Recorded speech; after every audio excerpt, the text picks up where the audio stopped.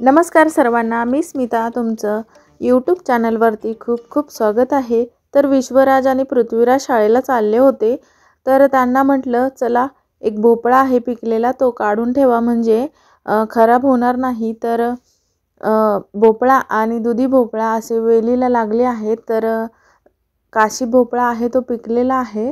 विश्वराजला तो काढून ठेवायला सांगितला म्हणजे त्याच्या भाजी किंवा उपवासासाठी वापर करता येतो, म्हणून मी काढून ठेवला आहे। आणि दुसरा भोपळा आहे तो अजून हिरवा आहे, तो पिकलेला नाही। ज्यावेळेस तो पिकेल त्यावेळेस त्याला काढून ठेवायचं। आणि विश्वराज आणि पृथ्वीराज दोघेही शाळेला चालले आहेत, त्यांना उशीर होत आहे। तर त्या अगोदर मी त्यांना नाश्त्याला शिरा बनवला, त्यांना शिरा खूप आवडतो म्हणून मी तुपातला शिरा बनवला आहे। तर शिऱ्यासाठी तूप आणि रवा घेतला आहे। तर मम्मीने मला तूप दिलं होतं, ते तूप मी कॅटलीत काढून घेते आणि मस्त असा रवा तुपामध्ये भाजून घ्यायचा लालसर। लालसर जर रवा भाजून घेतला तर खूप छान असा शिरा बनतो। तर रवा मी छान असा मंद आचेवर भाजून घेते। तर त्याच्यामध्ये वेलदोडे, साखर पाण्यामध्ये विरघळवायची आणि उकळून छान घ्यायचं आणि मग त्याच्यामध्ये रवा घालून मस्त असा वाफवून घ्यायचा शिरा। तर 2च मिनिटात शिरा तयार होतो आणि छान भाजला की शिरा चांगला फुलतो, म्हणून मी छान भाजून घेतला आणि थोड्या वेळ 2 मिनिट झाकून ठेवला आणि नंतर बघू शकता शिरा किती छान झालेला आहे। तर मुलांनी आवडीने शिरा खाल्ला आणि ते शाळेला गेले।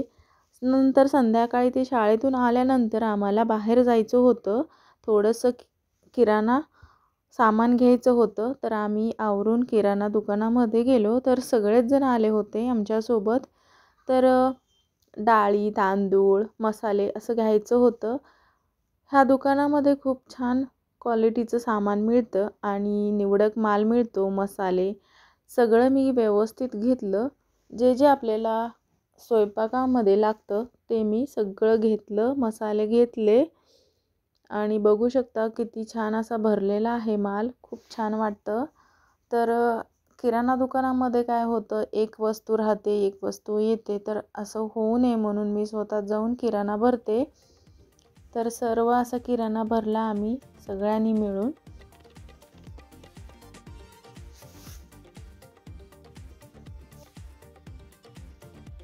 चटणी, मसाले सगळं किती छान ठेवलेलं आहे मस्त मध्ये।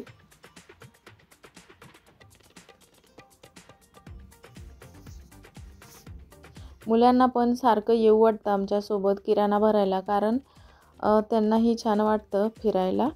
तर आम्ही बघितलं सगळीकडं कुठं कुठं काय काय राहिले, काय काय घेतलं, सगळं व्यवस्थित घेतलं। आणि बघू शकता तुम्ही बाकीही खूप सारं सामान ह्यांनी भरलेलं आहे। तर बल्ब, इलेक्ट्रॉनिकच्या वस्तू पण आहेत तिथे, तेल, असं सर्व काही छान भरलेलं आहे।